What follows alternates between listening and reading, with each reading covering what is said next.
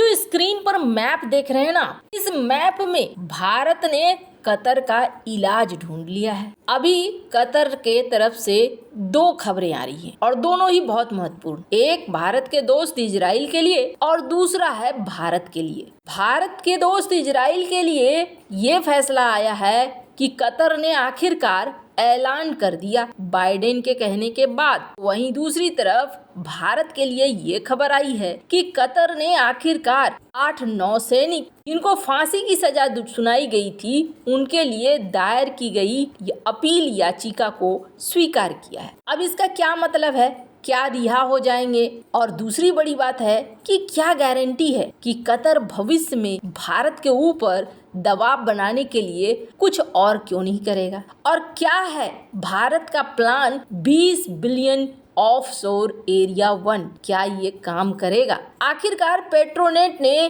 क्यों अपनी डील बदल ली कतर के साथ? भारत की कंपनी ने क्यों किया ऐसा? क्या प्लान है? बहुत कुछ जानने को मिलेगा आपको इस वीडियो में। CIS न्यूज नेटवर्क के इस एपिसोड में आपको जानने को बहुत सारी चीजें मिलेंगी। आइए जानते हैं इन खबरों को विस्तार से। इजराइल और हमास के जंग में जब बाइडेन का कॉल जाता है कतर को, स्क्रीन पर एक आर्टिकल देखिए। कहा गया बाइडेन के द्वारा कि अब टाइम खत्म हो रहा है, जो करना है अभी करो। उसके बाद एक फैसला आ जाता है। कतर मध्यस्थ की भूमिका में रहता है। हमास और इजराइल के बीच एक शांति समझौता आ जाता है। कतर के प्रवक्ता इसका ऐलान करते हैं। स्क्रीन पर अल जजीरा की रिपोर्ट को देख सकते हैं। और इसके द्वारा अब बंधकों की रिहाई का कार्यक्रम आज से शुरू हो गया है। 4 दिनों का ये युद्ध विराम है। अब उसके बाद क्या होता है ये आने वाले समय में पता चलेगा। हालांकि कतर के इस बड़े ऐलान के बाद 2 तरह के रिएक्शन आ रहे हैं। एक रिएक्शन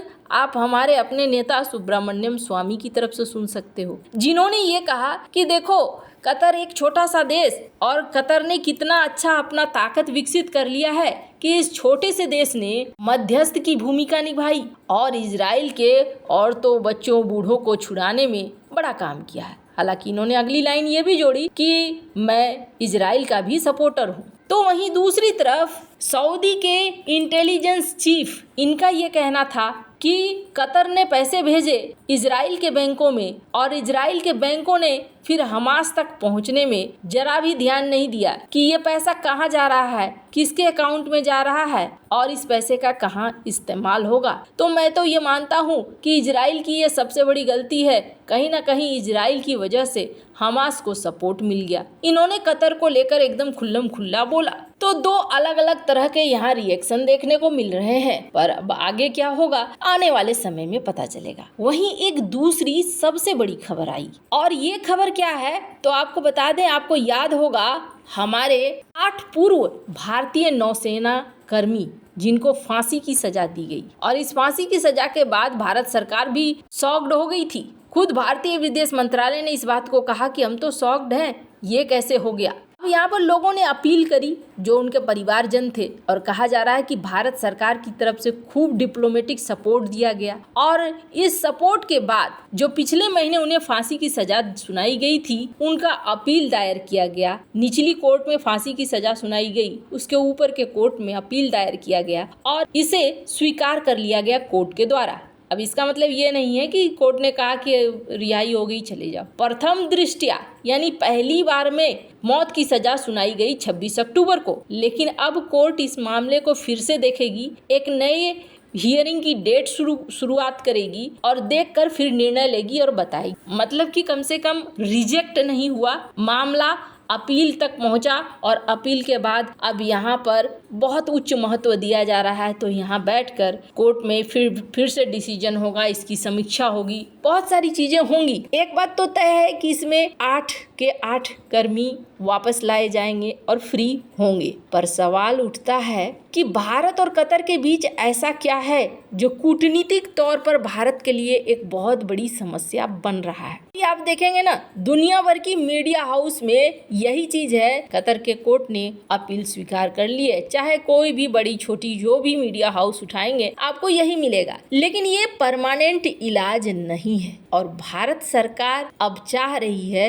परमानेंट इलाज। इस तरीके की परमानेंट इलाज की कूटनीतिक तौर पर हम किसी के दबाव में न रहें, क्योंकि जिस समय ये सजा सुनाई गई उस समय ये भी जाने लगा कि भारत के ऊपर एक कूटनीतिक दबाव बनाने की कोशिश की जा रही है। और ये कोशिश इसलिए की जा रही है कि भारत हमास को एक आतंकवादी संगठन न घोषित कर दे। तो भारत ने क्या इलाज निकाला? सबसे पहले भारत और कतर के बारे में समझिए। भारत और कतर के बीच में सबसे बड़ा रिश्ता है नेचुरल गैस का, और नेचुरल गैस हम थोड़ा बहुत नहीं बहुत ज्यादा खरीदते हैं। दुनिया का टॉप का एक्सपोर्टर भी है कतर। कितना खरीदते हैं वो ऐसे देखिए, फाइनेंशियल ईयर 2022-2023 में हमने कतर के साथ व्यापार किया था, इंपोर्ट किया था कतर से $16 बिलियन का सामान, जिसमें एलएनजी कितने का था? $8 बिलियन का। मतलब कि करीब करीब 50%, आधा हिस्सा तो एलएनजी का ही था। और हम कतर को एक्सपोर्ट क्या करते हैं? कतर को हम एक्सपोर्ट करते हैं 1.97 बिलियन, बहुत कम। एलएनजी पर हमारी डिपेंडेंसी बहुत ज़्यादा है और इसके जरिए कतर पर भी हमारी निर्भरता ज़्यादा बढ़ जाती है। पर क्या हुआ, जब ये 8 नौसैनिक अफसरों को फैसला सुनाया गया तब राइटर की एक खबर देखिए। भारत की कंपनी पेट्रोनेट, इन्होंने अपनी डील को बदलने से इनकार कर दिया। पहले क्या तय हुआ था? पेट्रोनेट और कतर की एलएनजी के बीच में एक डील थी और इस डील के तहत दोनों कंपनियां इस नतीजे पर पहुंची थी कि Petronet 7.5 million metric tonne per year एक लंबे समय तक एलएनजी खरीदता रहेगा कतर से। और आपको बता दें, ये तय किया गया था कि जब हम रिन्यू करेंगे ना तो 1 मिलियन और बढ़ा देंगे। पर अब पेट्रोनेट ने कहा कि जी नहीं, हम रिन्यू कर रहे हैं, जितना हमें चाहिए था हमें उतना ही चाहिए। पर आपको बता दें, अब ये मात्रा आप देखेंगे और ज्यादा कम हो रहा है। कैसे देखेंगे? आखिर एलएनजी तो चाहिए होगा ना।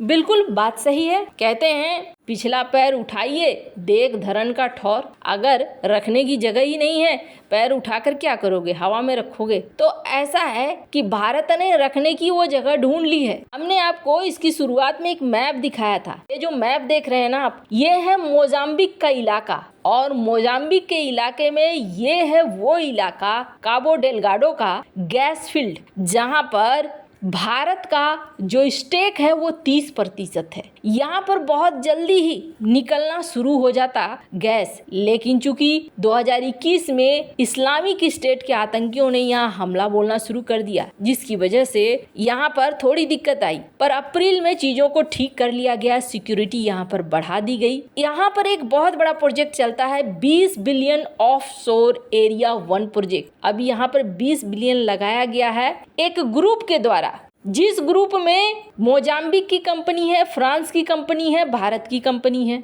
और यहाँ पर भारत की हिस्सेदारी करीब करीब 30% की है। आप देख सकते हैं ONGC 16% है, BPRL मोजाम्बिक के साथ मिलकर एक जॉइंट वेंचर कर रही है, उसका 10% है, ऑयल इंडिया का इसका 4% है। कुल मिलाकर 30% की हिस्सेदारी है। तो आपके मन में आएगा, अच्छा अभी तो इसे आने में तेल गैस बहुत टाइम लगेगा ना। तो आपको बता दूं, जी नहीं, 2024 से इस जगह से गैस मिलना शुरू हो जाएगा। और कितना गैस? एक दिन में 100 मिलियन क्यूबिक फीट उत्पादन करेगा ये इलाका। यानी भविष्य में, और वो भविष्य ज्यादा दूर नहीं है, कतर के ऊपर हमारी निर्भरता हो जाएगी कम। और ये भारत के लिए कूटनीतिक रूप से बहुत महत्वपूर्ण होगा। वैसे इन सब मामले में आपकी क्या राय है? कमेंट कर जरूर बताएं। जल्द मिलते हैं अगले वीडियो में नई खबर के साथ।